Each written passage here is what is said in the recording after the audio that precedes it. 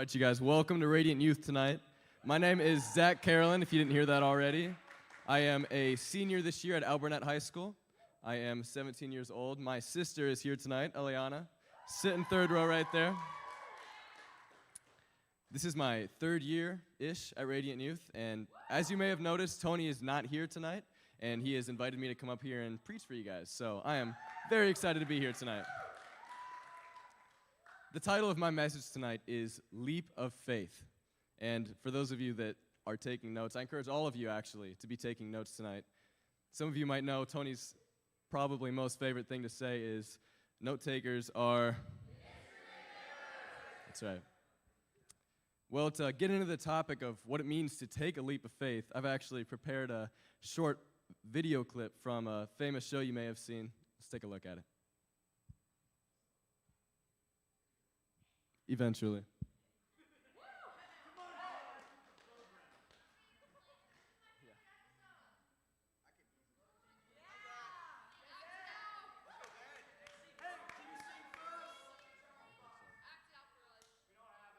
You don't have it?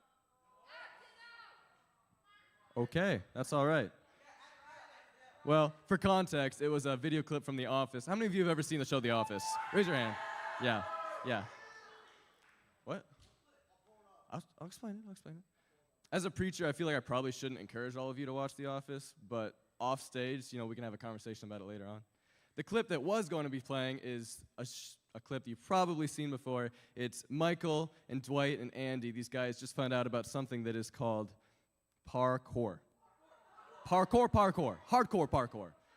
At the end of the clip, they jump around all over the office, they do all these crazy things, and they're standing on the top of this semi-truck, right? So on the back of the semi-truck, they're looking at all these boxes and stuff. They're kind of like thinking about what they're going to do, what jumps they're going to take. And there's a bunch of boxes of refrigerator boxes. And Andy looks at him, he goes, all right, jump on the boxes, flip over to the other thing, backflip gainer into the trash can. They're all like, yeah, let's do it. I'm so hyped up for that. And Andy takes the jump, leaps out, lands on the box is totally empty, and he falls through. Clip ends. See, in parkour, you have to take some crazy risks. At the end of what we would have seen there, Andy took a risk like that, jumped into an empty refrigerator box, and he got hurt. In our Christian lives, we like to think that the hardest things we have to do for God is to take a leap of faith. But really, the hardest part, and the most important part, is to build up a trust-filled relationship with God. See, I have a definition for you that we'll put up.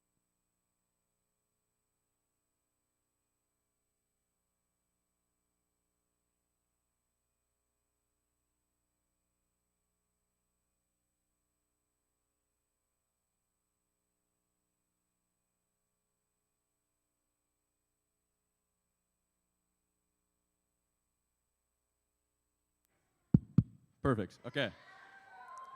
Okay, definition for you guys. Trust, putting our faith in God by obeying His direction. Like we said, if you're taking notes, please write down that definition. We'll have a lot more for you tonight. The main passage we'll be reading from our Bibles tonight, please open them up to Daniel chapter 3. This is what we're going to be reading out of. Daniel chapter 3 is the story of 3 young men. These young men's names are Shadrach, Meshach, and Abednego. Shadrach, Meshach, and Abednego were all advisors of the king. The king's name is Nebuchadnezzar. Right now, I have some very bad allergies, and that is very hard to pronounce. So we're all going to try to say that together. Nebuchadnezzar. It's pretty good. It's better than me. Nebuchadnezzar wanted advisors like these 3 young men because he needed people to help him with wisdom in running the kingdom. He couldn't do it all by himself.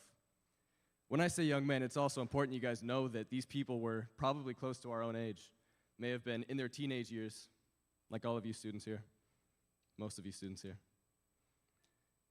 These young men were not only wise, but they also were known to be good-looking, had to be strong, well-built, intelligent.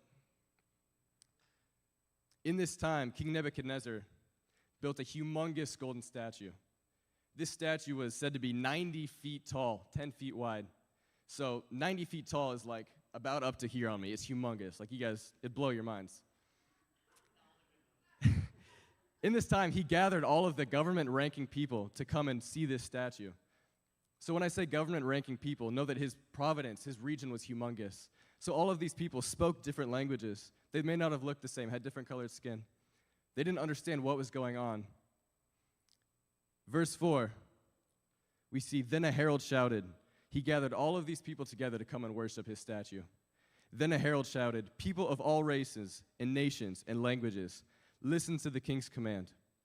When you hear the sound of the horn, flute, zither, lyre, harp, pipes, and other musical instruments, bow to the ground to worship King Nebuchadnezzar's gold statue. Anyone who refuses to obey will immediately be thrown into a blazing furnace. That is probably the scariest thing you're going to read from this passage. Being thrown into a blazing furnace, we don't have that death penalty now, but back then that's like up there, right? Like you don't throw people into blazing furnaces. In this time, all the music played. As you can imagine, this is a large foyer area, maybe outside in a courtyard. So there's thousands of people that are here. There's a humongous statue sitting up right here. Thousands of people are gathered. Along the side, there's musicians playing their instruments, soldiers standing around the outside, ready to attack or give to the king anyone who refuses to worship. Everyone bows down instantly. They start worshiping this statue. Everyone but 3 men. Shadrach, Meshach, and Abednego refused. They refused to serve a god other than their own, even though they were the only ones that did so. The king's men, the soldiers waiting around the outside, they told on these young men. They brought them before the king, who was their master. Verse 15, the king gives them one last chance. He says, I will give you one more chance to bow down and worship the statue I have made when you hear the sound of the musical instruments. But if you refuse, you will be thrown immediately into the blazing furnace. Then what God will be able to rescue you from my power? Again, they're facing this threat. But verse 16, Shadrach, Meshach, and Abednego replied to the king, O Nebuchadnezzar, we do not need to defend ourselves before you.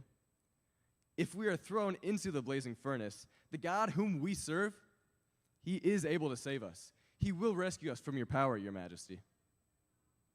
Stop right there. Them saying this alone takes a lot of faith. Remember, they weren't just saying this to someone who was threatening them with their religion. They were saying this to their master. They were servants of the king. The king housed them. The king provided food for them. He was their life. But to them, they said, no, we serve a God who is greater. We serve a God who gives us true life. They took a stand for God out in the world among all of the people. And then a second time, they took a stand for him, facing temptation alone with the king. Now, my favorite part about this passage, verse 18, they go on to tell the king, but even if he doesn't save us, even if we die in the fire, we want to make it clear to you, your majesty, we will never serve your gods or worship the gold statue you've set up. If you get nothing else from tonight, if this is the only thing you remember, the only thing you have down in your notes, know that faith is not knowing that God will save you. It's trusting his way over your own.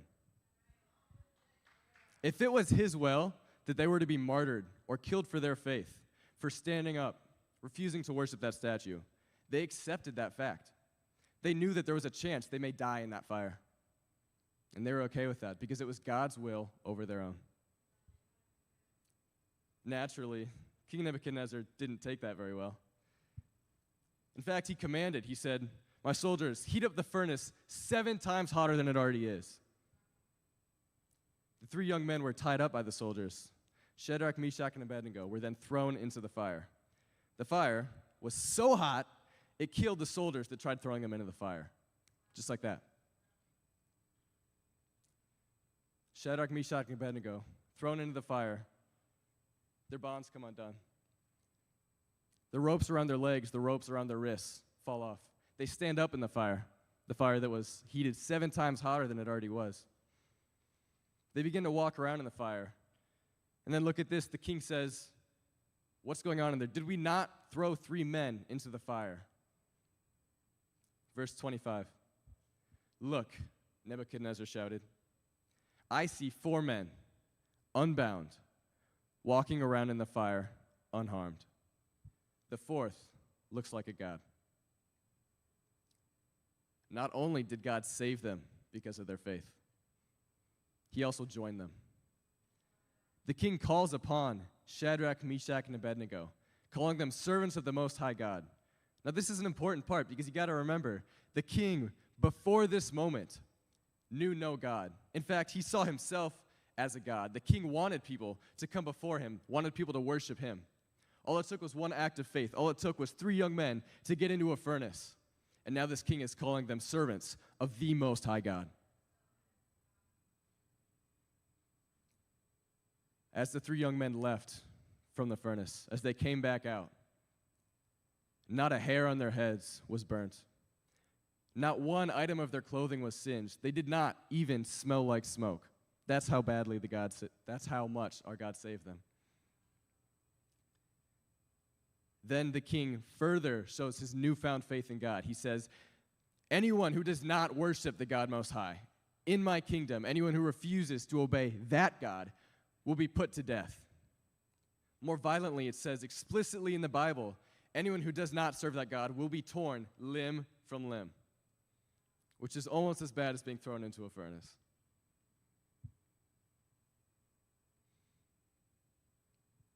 You see, the point of my message tonight, the leap of faith that those 3 young men took was refusing to worship when everyone else was. They then showed the strength of their trust in the Lord by obediently getting into the furnace. Step 1 was resisting the temptation. Step 2 was obedience. In our own lives, we all relate to that as well. As young Christians, we love taking a stand for God, whether it be on Wednesday nights in worship, whether it be on Sunday mornings listening to the pastor preach the word. But how obedient are we to enter the furnace in our own lives? This furnace can be in our schools, reaching out to friends, in our families. How obedient are we to live out the calling God has for us? That's our furnace.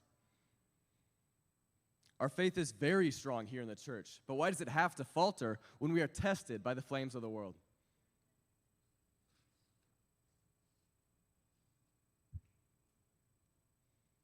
I want to be transparent that this message I'm sharing tonight is not just something being shared because I do all of these things perfectly. In fact, I struggle with a lot of these things constantly. A little over a year ago, I was what some people might call a lukewarm Christian. You see, people could hardly tell that I was a Christian because I was not living in obedience, and I lacked that trust-filled relationship with God. A lot of these things I struggled with included lust, temptation, swearing, being a kind person, loving on people, and so much more. If you in the room relate to that, as I'm sure so many of you do, I need you to know that you are not alone. There is revival found in God. It wasn't until Shadrach, Meshach, and Abednego entered the furnace that God was seen by the world. I'm going to say that again. It was not until they entered the furnace that God was seen by the world. Like I said already, the king wanted them to worship him. But once they got in that furnace, once they took a step of faith, once they obediently acted out in what God was asking them to do, God was seen by everyone. Suddenly it was so clear that he was there. Until that point, they thought these 3 young men were crazy. You see, in our lives, we cannot endure the heat of the world unless we have a trust-filled relationship with God, just like Shadrach, Meshach, and Abednego did. Keys, you can come up at this time. So, how do we build a trust-filled relationship with God? Tonight, I have 3 steps for all of you to do this. The first step tonight, rejoice in the Lord. Do you guys know why we worship on Wednesdays? Do you know why when we walk in this room, as soon as you get through those doors, we have a band up here that is playing music and suddenly we're all singing and dancing? Do you understand why we do that? We're not doing it to show off our awesome setup. We're not doing it because our students are amazing singers, because some of them are, and we have very talented students here. We're not doing it as a singing competition for those of us at the front of the altar to cry out to God because I've heard some of your voices. It's not that, trust me. No, we worship for one reason, and that's rejoicing in the Lord. We rejoice in the Lord in worship, like I already said. In your humility, worship the Lord. Don't worry about everyone else around you. Don't even think about the other people that may be near you, about what their opinions of you might be. Rejoice in the Lord. Think pure thoughts and thank the Lord. in our own lives, spend time in his presence. I want you to write that down. That's very important. Spend time in his presence. Whether it be in your drive home, whether it be listening to music in the shower, make a list of things that you are thankful for. Bring to God daily what you are grateful for. Step 1 is rejoice. Step 2 now is surrender. Surrender, as a definition, is taking our burdens to the Lord. In a simplified definition, it's giving God our crap. How do we give God our crap? Give God your crap in prayer. Do it in vulnerability. And this vulnerability can be with God. It can be with people as well. Do it in your confession. Going to be practical here. Come to God. Pray about any guilt that you are carrying. Come to him with your needs and your hurt. He loves you. He cares about you. He wants a relationship with every single one of you in this room, all of us. Another way to surrender is to come to someone else and asking for prayer. Asking to receive prayer is so powerful. And later tonight, we're all going to get a chance to do that.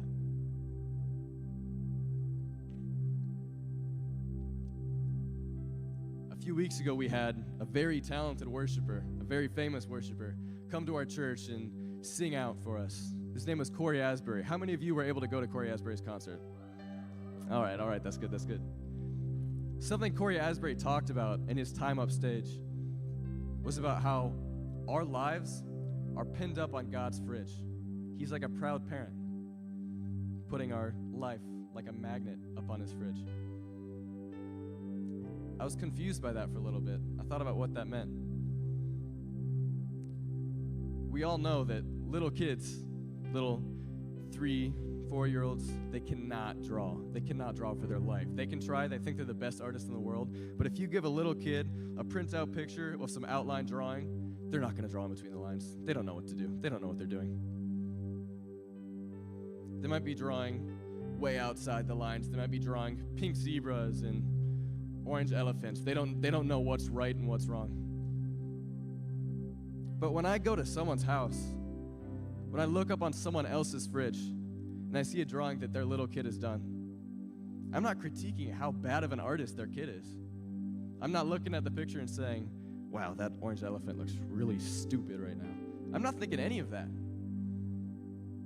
What I'm thinking is, man, look at that kid. Look at how they're trying to draw. Look at how they're learning. Look at how much they're growing. You all need to realize that God sees us the same way. The same way that we are like a picture pinned up on God's fridge is the same way that a proud parent is pinning up their little kid's drawing. They're not pinning up the drawing because it's perfect. They're not pinning up the drawing because it's the best work that they can do. They're pinning up the drawing because they're proud of what that kid's done, and they see their potential. They see the way that they're growing, and God sees each and every one of us the exact same way. So tonight, do not be thinking about the way that you are imperfect. Do not worry about the ways that you are lacking in the Lord, because he is proud of you, and he has pinned your picture up on his fridge, despite anything that may be coming over you.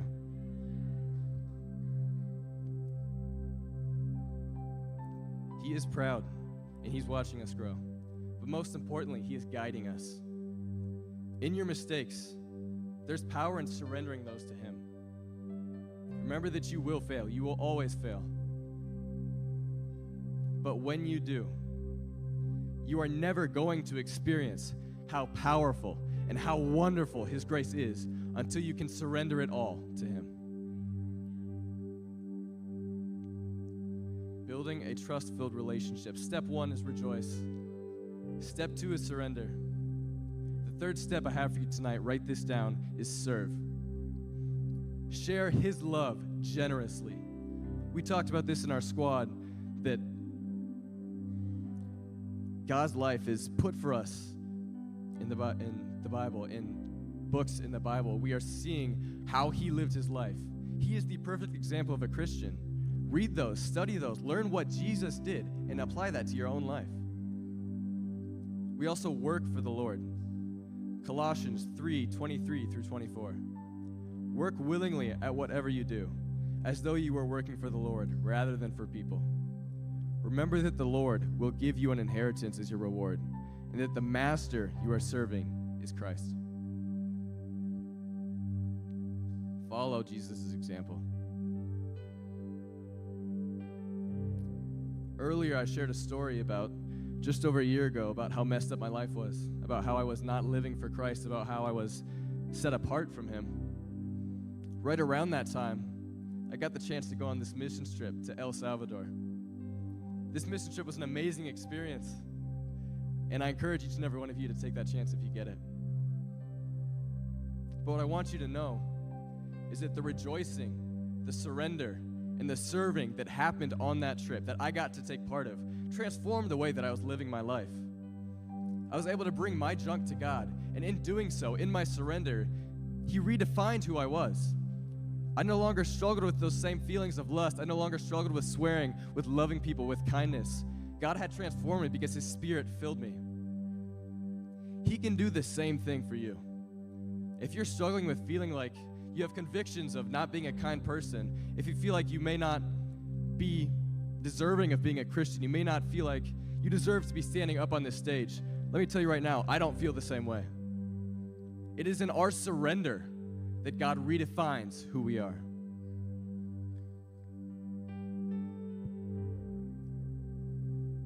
Tonight, we're all going to get a chance to surrender through prayer.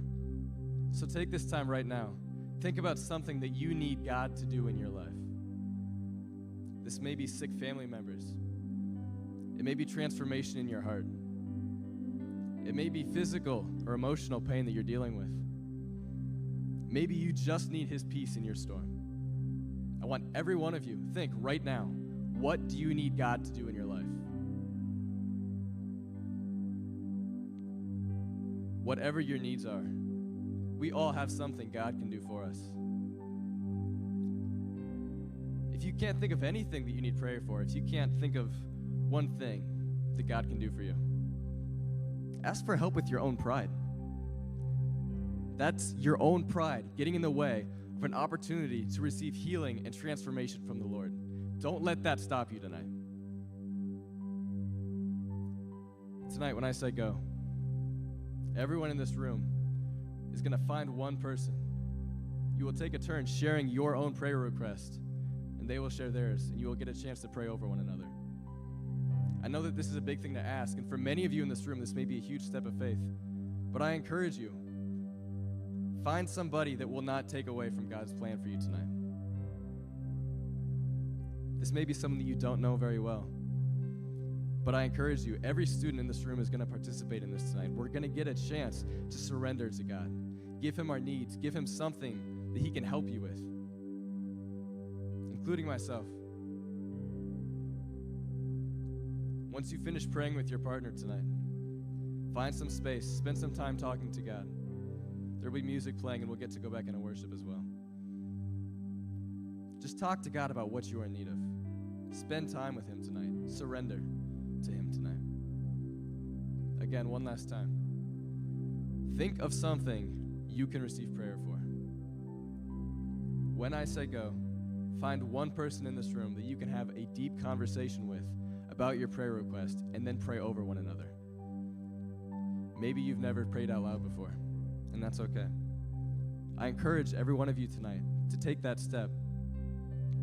Even if you're unable to, if that's too much for you, just lay a hand on the other person. Just speak words of encouragement over them. Take that time. Think of something you receive prayer for. When I say go, find that person and take turns sharing and then praying. Are you ready? 3, 2,